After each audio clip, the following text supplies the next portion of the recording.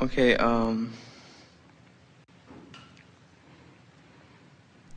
What's the thing that is most upsetting to you the most often? And we're not looking for some philosophical, we're talking about what's bugging you.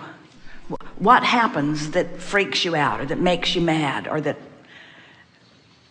my lack of self-esteem has been a big problem for me during my whole life. It's affected. Of course, you know why? Because the source within you adores you so much. There is nothing that is more disabling than focusing on ways that disagree with the way the source within you feels. You didn't make that up. There were other people outside the vortex that trained you how to think about yourself. When there's somebody outside the vortex, they feel awful. And when they look at you, they feel awful. And then you say, oh, something must be wrong with me because they're looking at me and they feel awful. I wish that I could behave in a way that when they look at me, they would feel wonderful. And you tried, you gave that everything you had. But you just couldn't behave in enough ways to make them feel wonderful, could you? And so then your assumption was, something must be wrong with me, which is the biggest flawed premise in the whole universe.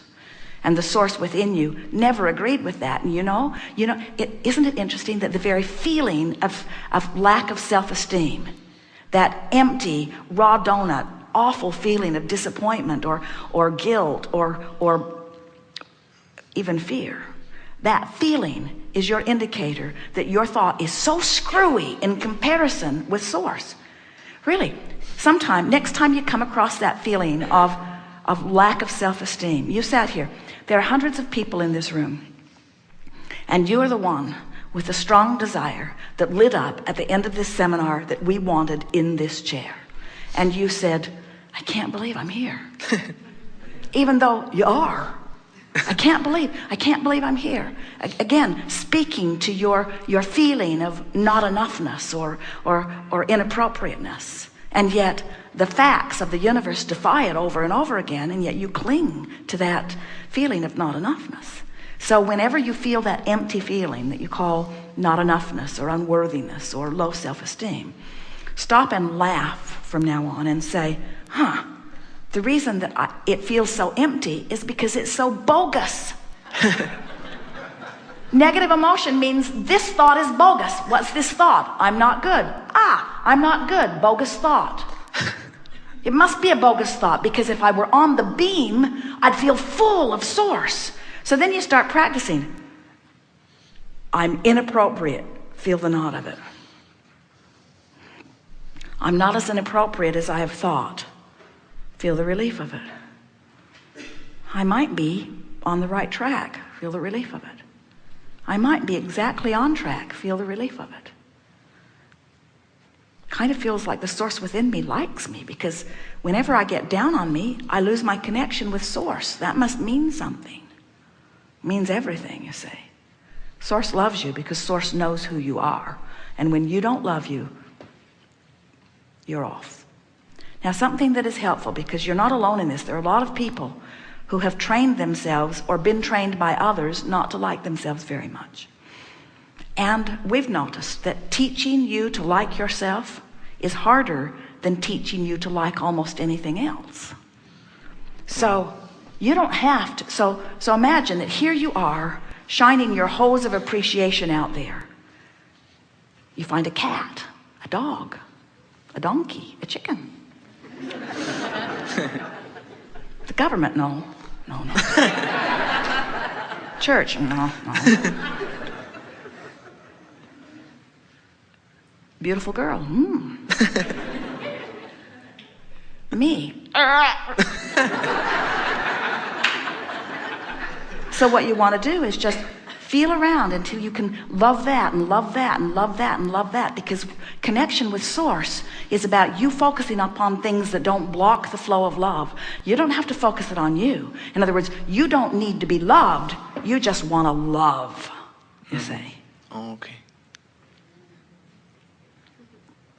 So then someday you'll sit here and you'll say, Abraham, I never really liked myself very much, but it didn't matter because there were so many other things I did like I could focus on. And then one day I practiced liking that and that and that and that and that and that and that so much that suddenly I looked at myself and I thought, not bad.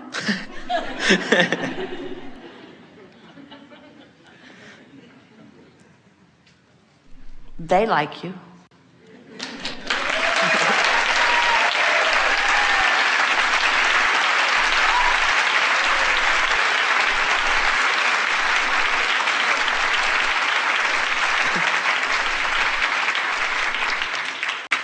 But they're in the vortex.